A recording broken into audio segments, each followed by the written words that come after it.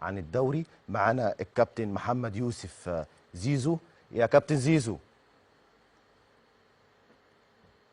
يا كابتن زيزو، معاك يا دايما. ازاي حضرتك يا كابتن؟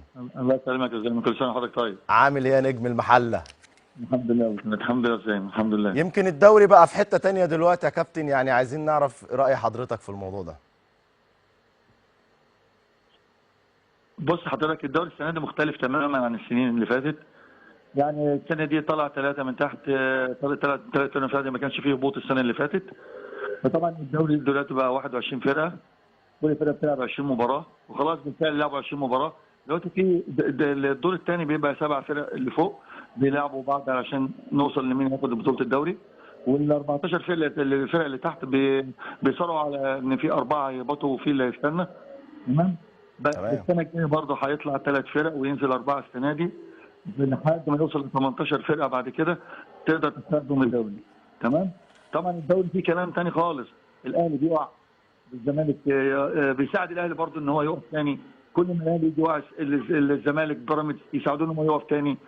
فالدوري الدور الثاني هيبقى ليه شكل ثاني خالص مختلف.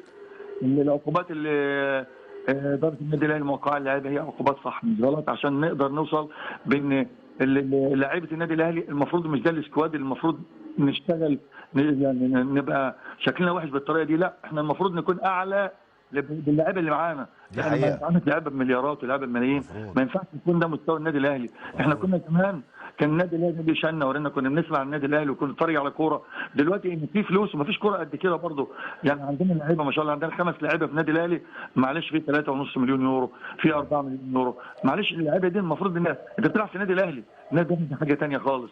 نادي الزمالك بالرغم من انه عنده ازمات، بس معلش مقدم كره حلوه جدا السنه دي. طبعا احنا كنا وصلنا نادي الزمالك الاول، وبعدين اخر مباراه كان لاعب مع انبي اتغلب 1-0. ايه سبب الخساره يا كابتن؟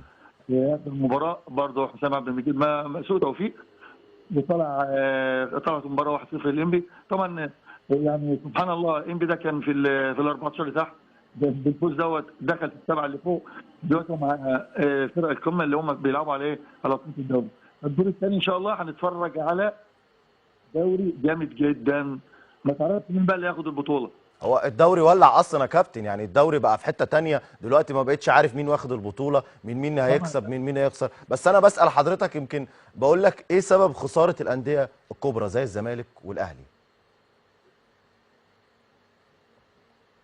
بص حضرتك، احنا الاداره لو في اداره ناجحه فرقه ناجحه، في نظام وانت ماشي على نظام صح، الاداره بتاعتك ناجحه بس الزمالك كان ماشي بخطى كويسه، يعني الزمالك كان ماشي بخطى كويسه، عنده مشاكل بس كان ماشي بخطى كويسه. ايه سبب المشكله التعثر قدام انبي؟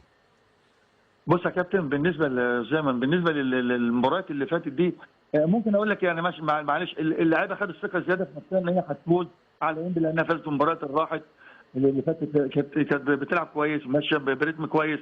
الكابتن معتمد جمال ماشي كويس جدا مع الفرقه بصراحه، يعني غير مدرب اجنبي كان ماسك الفرقه. لا، الكابتن معتمد جمال مدرب كويس جدا جدا جدا، ووصل فرقه الزمالك لمستوى عالي جدا بصراحه. وفرقه الزمالك فرقه كويسه جدا جدا جدا السنه دي. بس انا واثق ان اللعيبه عندها من جواه شويه غرور، شويه ان هم فازوا المباريات اللي فاتت في ظل الظروف اللي هم فيها. فانا توقعاتي ان الفرقه واعد بسبب الحته دي، ان هو واثق من نفسه ان هو هيفوز. طب سريعا كده كابتن، مين بطل الدوري السنه دي؟ والله يا التوقعات دلوقتي بتصب في مصلحه النادي الاهلي. شكرا، اشكرك يا كابتن، بشكرك. طيب قبل ما نطلع الفاصل، كنا نوهنا على مواقع التواصل الاجتماعي ان